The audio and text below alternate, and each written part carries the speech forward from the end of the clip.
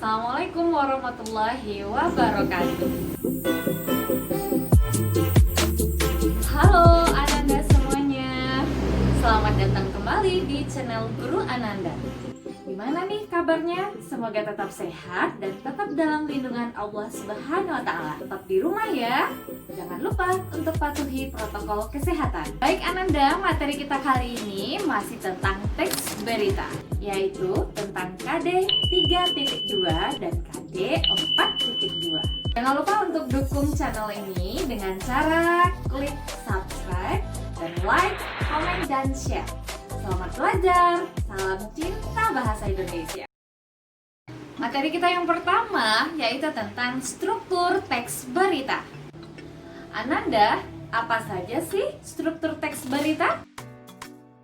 Struktur teks berita ada 3. Yang pertama kita sebut dengan orientasi atau nama lainnya adalah kepala berita. Biasanya di dalam orientasi ini Ananda dia menjawab pertanyaan apa. Kedua adalah peristiwa atau badan berita. Artinya di dalam sana memuat semua kejadian ataupun peristiwa. Biasanya menjawab pertanyaan di mana, kapan, siapa, mengapa, dan bagaimana. Ketiga yaitu sumber berita atau ekor berita. Selanjutnya pembahasan kita adalah kaidah kebahasaan. Kebahasaan yang pertama yaitu di dalam teks berita banyak menggunakan kata baku. Ananda sudah tahu apa itu kata baku? Kata baku memiliki teman yaitu kata tidak baku. Mari kita coba bedakan. Baku merupakan kata yang sesuai dengan ejaan bahasa Indonesia. Sedangkan kata tidak baku, kata yang tidak sesuai dengan ejaan bahasa Indonesia. Kata baku biasanya bersifat formal ataupun resmi. Sedangkan kata tidak baku biasanya bersifat bebas atau tidak resmi. Kata baku biasanya agak asing terdengar.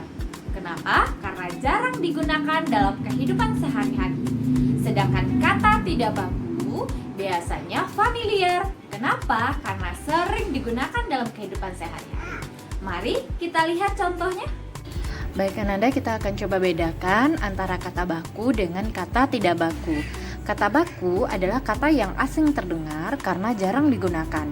Sedangkan kata tidak baku, kata yang familiar karena sering digunakan. Sekarang coba dicek. Orang lebih sering menggunakan atau mengatakan apotik atau apotek.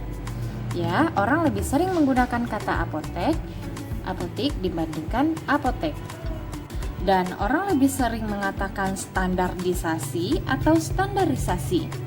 Ya, orang lebih sering mengatakan standarisasi dibanding standarisasi.